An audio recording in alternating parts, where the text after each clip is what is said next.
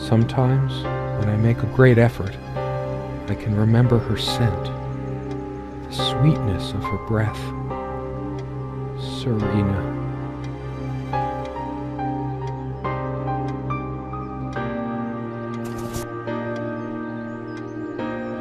Serena? Why can't I see you more clearly? Why can't I even remember? This was taken on that crisp winter night at our mutual friend's hunting lodge. We came back indoors, laughing, giddy as teenagers. It was truly like an enchanted time, like we were in a magic circle where no sorrow or pain could touch us. My love, we don't have a lot of photos of ourselves as a couple, so this one is quite important. The guy who snapped this, our host that night, used an actual film camera. It was a different world back then. My love. Serena enjoyed spice in our life. I preferred it more bland. We were so different on some points. Would you pass me the pepper? You know, you should use it too. It's good for the pressure. I can't help these random associations. It's always been that way. I look at a pepper shaker and think of a Beatles song. It's just a pepper shaker, really. We got this set from that clearance sale, however long ago that was, yet we never needed to refill it. I didn't notice this before. It reads, "Contents imported from Ceylon." How old is this stuff? It's just a pepper shaker, really. You always put too much salt in, dear. Think about your pressure. She always worried about my diet. I used to think she did it to annoy me, but now... Yep, guilty as charged. I love salt. It emphasizes the taste a lot, and those crispy snacks. It's not the healthier type, just regular table salt. I always planned to switch to mineral or sea salt, but then I always ended up buying the regular stuff. Doctors, they always overreact.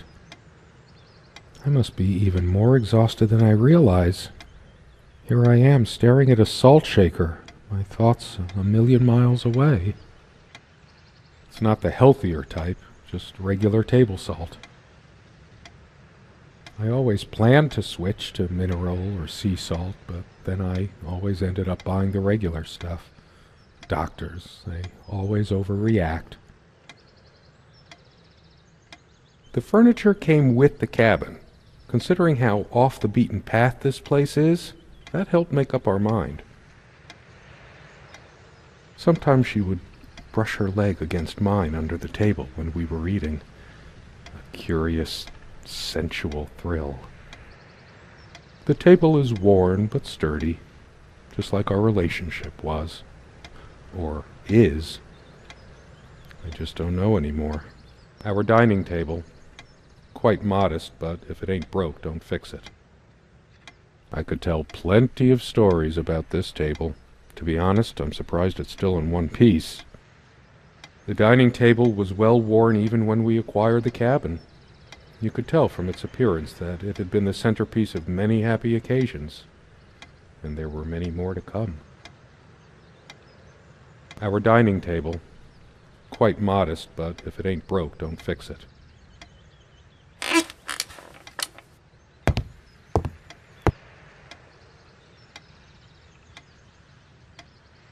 So much wisdom and happiness in this bookcase.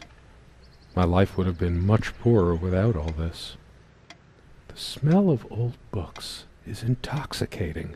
What happens to wood pulp as it ages gives it that distinctive vanilla smell. I loved it when we took down one of my favorites and curled up on the bed to read together as the wind howled outside on cold winter nights. Most of the books are mine, but all of hers are still here too. A lot of rarities and special editions here. I didn't lend out my Necronomicon, did I? No, of course not. Most of the books are mine, but all of hers are still here too.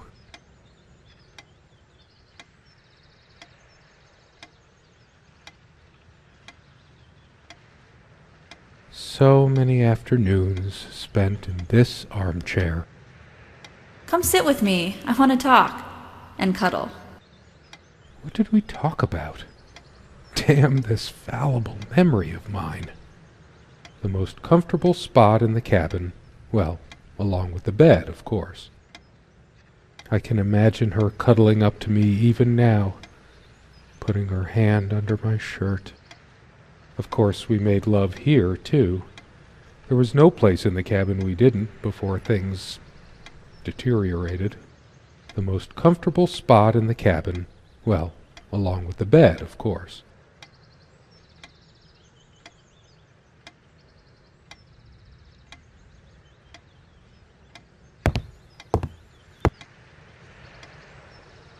This window never got much attention. Then again, the view isn't nearly as spectacular. Priorities, right? I guess it's covered with grease and grime from cooking, mostly. There's probably nothing out there that I want to see, anyway. All the stuff I care about is inside. Well, except for Serena. I can make out nothing through this window. There was a time, long ago, that all this disrepair felt oddly homey. All the windows are drafty, but like everything else, we just got used to it. We liked it, even. I can make out nothing through this window.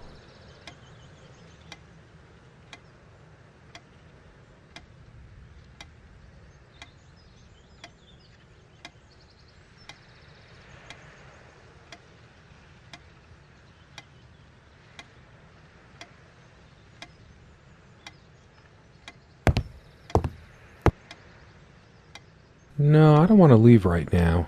There's still something for me in here. I better stay in case Serena comes back. She made this with her own hands. She was really good. Look what I made, hun, in case we ever need to sweep something under the carpet. See the pattern of yellow squares? It's from this rug I remembered from my nursery. I must have been like 3 or 4, but it always stuck with me. And no trap door under there, just more creaky floor. I always resisted the temptation to sweep things under there when it was my turn to tidy up. The rug's all crooked again. Can you help me straighten it out?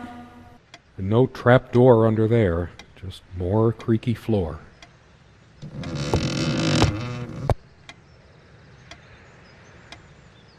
Something draws me to this trunk. Is it the memories locked within? Or something else? We use this trunk to store trinkets and papers, but I can't help thinking there's something of importance inside. It's too painful. I want to, but not yet. We found this trunk at a flea market. We used to love rummaging around those in our early years.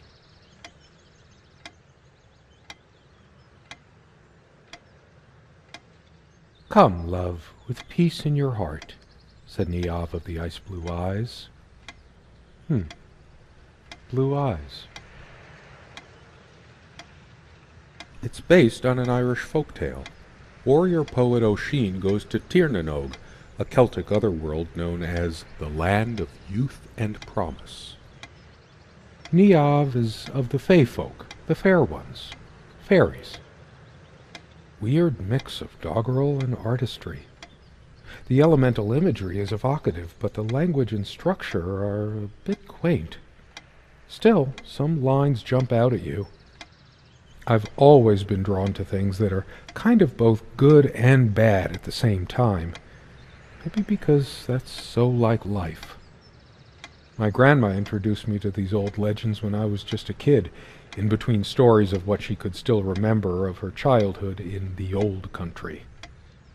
Weird mix of doggerel and artistry. The elemental imagery is evocative, but the language and structure are a bit quaint. Still, some lines jump out at you.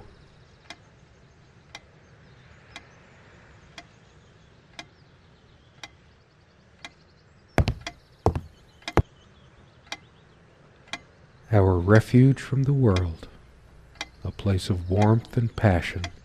Sometimes we joked we needed to be so far out in the woods because that's how our sex life was, far out. The furniture came with the cabin, but the bedclothes we brought with us. A place like this needs some luxury, but without her, there are no monsters under the bed. I guess they're all in my head. I feel too restless to sleep right now. I don't sleep well without Serena next to me. Both a blessing and a curse, I suppose. Quite a large armoire for our admittedly Spartan needs. She uses most of it. We all have our skeletons in the closet, but not Serena. She was perfect. I'm not sure why, but I don't feel like opening it. The sole thought of it drains what little energy I have left in me. Maybe later. There's nothing of interest inside the closet anyway. I'm a casual dresser. No need to change clothes right now.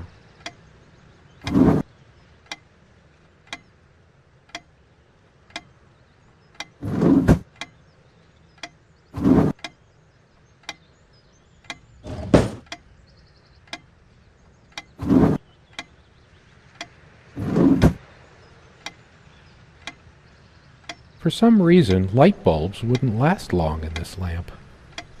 I never looked into it. 2 days, 3 days tops, and bam, a brand new light bulb would burn out. Whenever her lamp didn't work, Serena would come by my side to read. A few moments later, she would lay her head down on my chest and fall asleep. The only reason this lampshade gathered less dust than the other one was that we had to keep putting new bulbs in this one. Because of a wiring problem or whatever, this one always starts smelling sharply of metal after being on for a while. Considering what a strong odor of metal this one gives off when in use, I guess we were lucky never to have an accident. The only reason this lampshade gathered less dust than the other one was that we had to keep putting new bulbs in this one.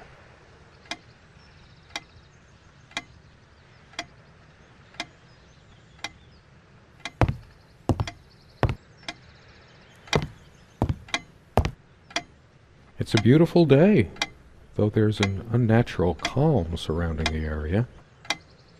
I've always loved the hazy afternoon shades of this place.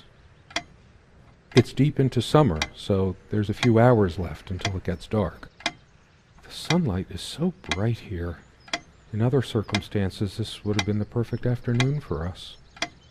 There's a crack in this window from a tantrum she threw some time ago. It wasn't the only thing she threw. Not exactly perfect soundproofing. The sunlight can be confusing, oppressive, as if pregnant with some ill omen. Where the sunlight is so bright here. In other circumstances, this would have been the perfect afternoon for us. There's a crack in this window from a tantrum she threw some time ago. It wasn't the only thing she threw. Not exactly perfect soundproofing. The clock is a trophy from our flea market adventures. Chalk this particular purchase up to every cabin needs one. The ticking begins to feel homey after a while. The first night was a nightmare, though. Time never mattered much to us while we were hiding from the rest of the world here. As long as we were together and happy. The clock has always been rather autonomous. No matter how many times we've wound it up, it keeps going out of sync. Actually, I think it might have gone out of sync again. No trusting this clock. I wonder what time it is. As if it mattered. The clock has always been rather autonomous. No matter how many times we've wound it up, it keeps going out of sync.